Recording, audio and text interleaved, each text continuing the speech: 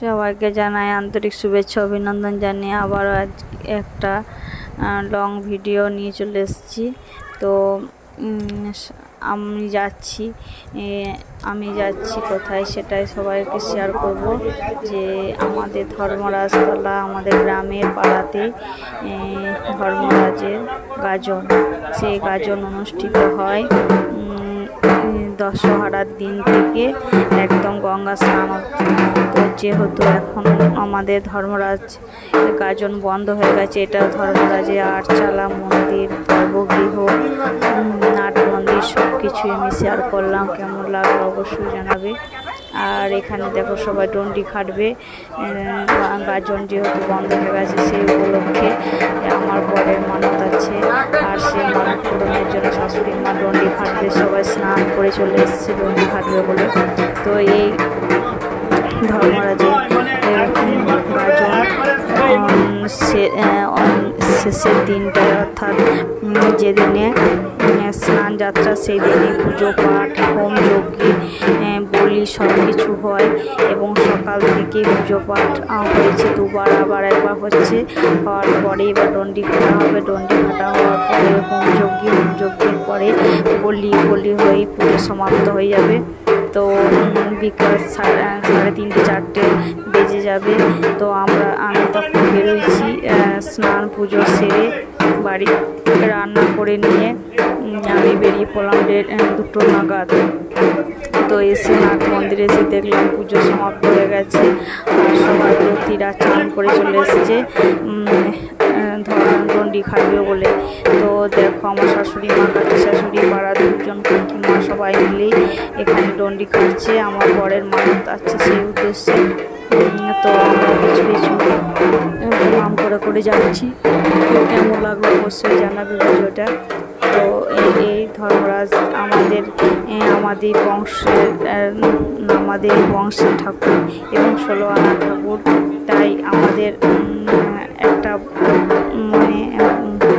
কি বলবো, ভক্তি অবশ্যই থাকতে হয়। তো সেই উদ্দেশ্যে একটা ভক্তের মানত ছিল। তো যেহেতু আজকে পূর্ণিমা, ভালো দিন, আর পূর্ণিমাটা আমি করে থাকি। আর সারাদিন ধরে এখানে পুজো পাঠ নানা রকম চলছে। আর যেমন গরম, কেমন বিচ্ছিরি অবস্থা, তাও কি করবো, করার কিছু নাই। যেহেতু মানত আছে সেই জন্য আগের দিন স্নান করে এসলাম গঙ্গায় স্নান করে নিরামিষ আহার করে আগের দিনে আজকে নির্জলা উপোস করে কিন্তু ডন্ডি খাটতে হবে। সকাল থেকে কিছু খাওয়া যাবে না। তো শাশুড়ি মা ডন্ডি খাটা হয়ে গেল। এরপরে একটু জল খাবে, তারপর শরবত খেতে পাবে। তো এতটা নিষ্ঠা আচার মেনে কিন্তু এই ধর্মরাজের গাজন পালন করা হয়। তো এরপরে সবাইকে চান জল দেওয়া হচ্ছে দিকে। তো যে যার মতো মানত পূরণ করার চেষ্টা করেছে আর সব কাজ সুসম্পন্ন হয়েছে।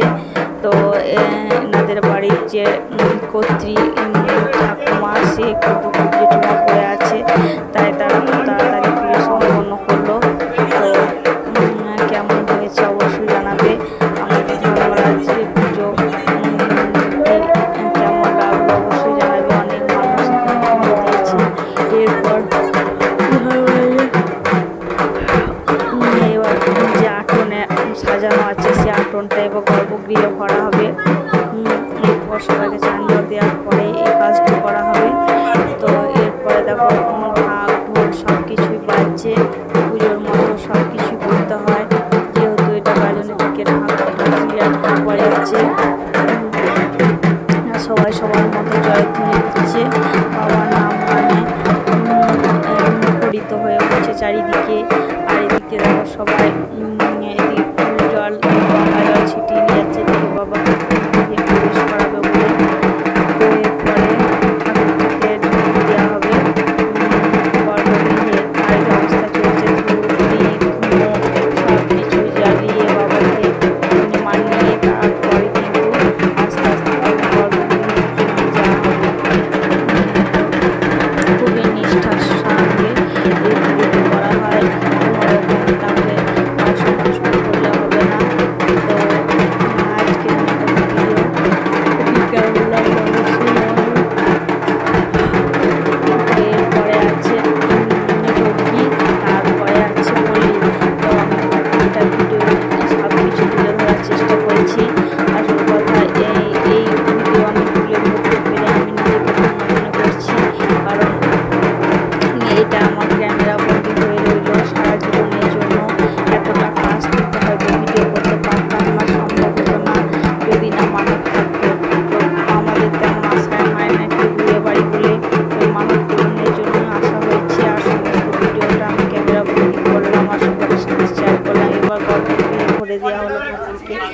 দেওয়ার মতো প্রসাদ বিতরণ হচ্ছে, নেওয়া হচ্ছে, যাদের যাদের প্রসাদ তাদেরকে দিয়ে দেওয়া হচ্ছে।